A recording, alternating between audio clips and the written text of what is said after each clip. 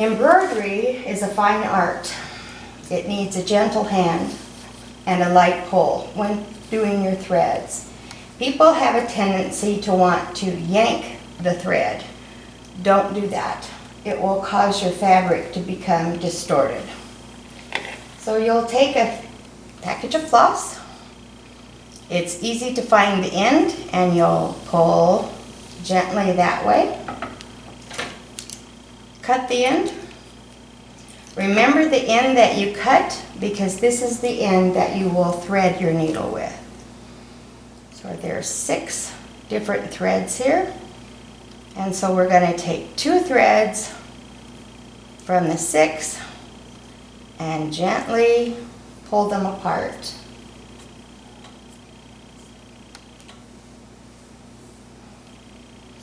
Once you have the full package pulled apart for the length that you want to work with, you're ready to embroider.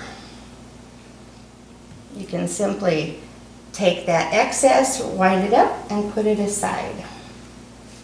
The hardest part with embroidery is understanding that you have no knots in the back of your fabric. You do not put a knot in this. If you do, it is improperly done.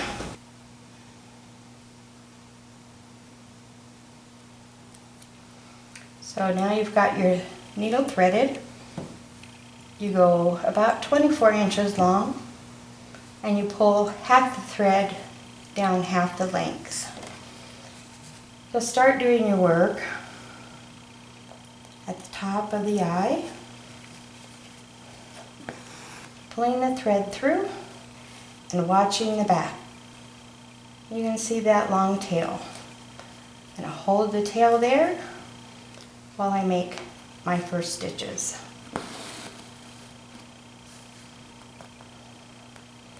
Once those first stitches are started, you do about 3 of them. Gently pull the thread, don't yank. Go back down. Come back up. Now once that 3rd stitch is there, you turn it over the back and you start holding that thread up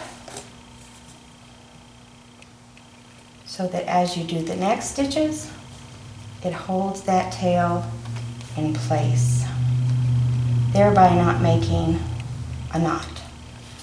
I've been a quilt judge for years in several counties. Embroidery work has to come in unframed so that we can look at the back and make sure that people have not knotted their thread. When you're finished with the entire line, you'll take that last stitch, come to the back,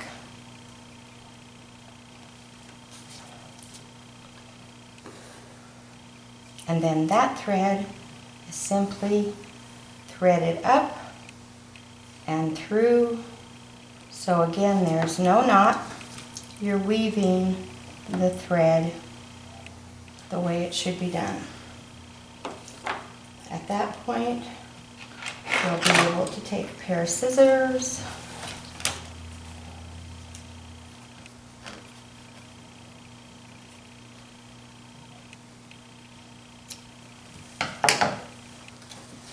and cut that, and there's no knot. Okay. If you need to practice your embroidery work, do so on another piece of fabric. Trace over the eye or the heart or whatever you might be having problems with. Capture the threads in the direction that I've done them so that you'll be able to see that on your worksheets.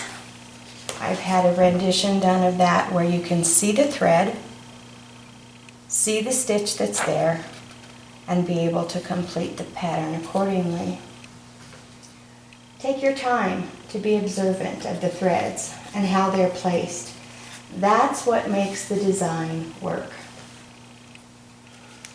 There are other videos online that you can go and watch so that you can see the different type of stitches.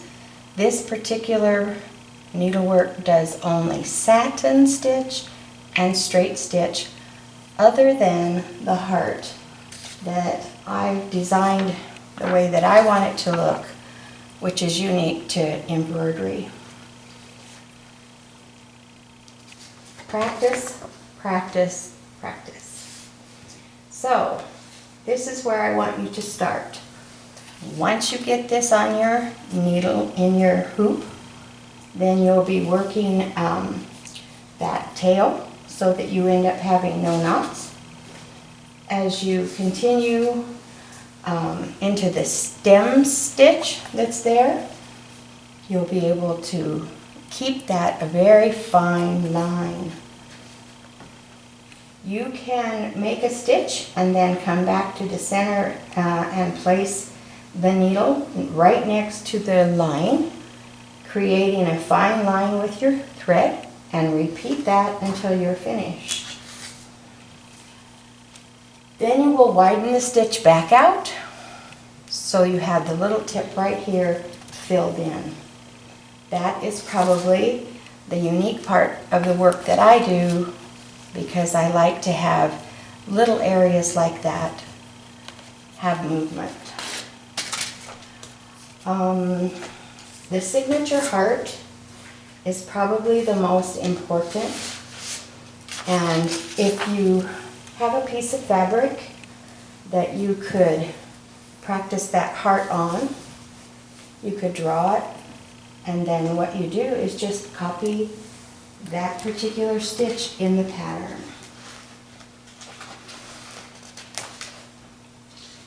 Once you've completed the heart, as you look at this particular piece, you'll do half the heart and then you'll come back and do the other heart.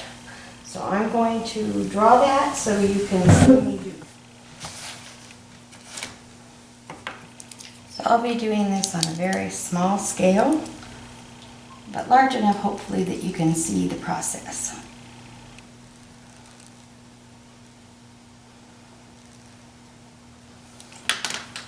And as I said, it's not a problem for you to learn to practice. I believe practice makes things come alive for you and make your needlework more appealing.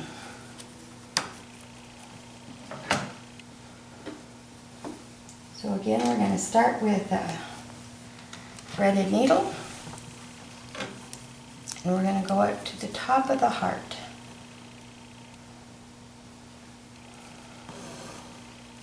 No knot. We're going to hold that thread, and we're going to start this work to bring it around the heart. So you start a stitch, you'll come out, go back into the exact same hole, come up a little bit, come into the same hole. And what you're going to do is you're just going to fan the thread around to make that heart. Keep in the same hole for about 6 stitches.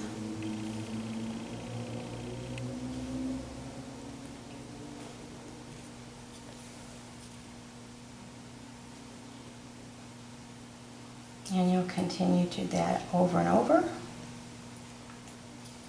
Okay, you've got about 6 stitches. You're going to check where that tail is. There's no problem with it, it's been caught.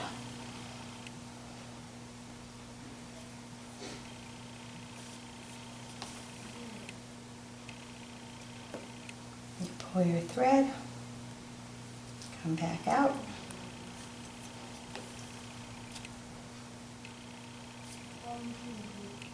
So you're catching the line. Of course, your heart's going to be much smaller, but you can see the process that you're making it as it goes, instead of a satin stitch like so many other pieces have done. So basically, this is going to come out and fill in, and come out and fill in, come out, you're spoking it, always coming back to the first part, and you'll fill that in until the heart is full on one half. After you do the one half, you'll come back and do the other half. So once you've had that filled in, then what you want to do is look closely at this heart so you can see how that process is done over and over and over.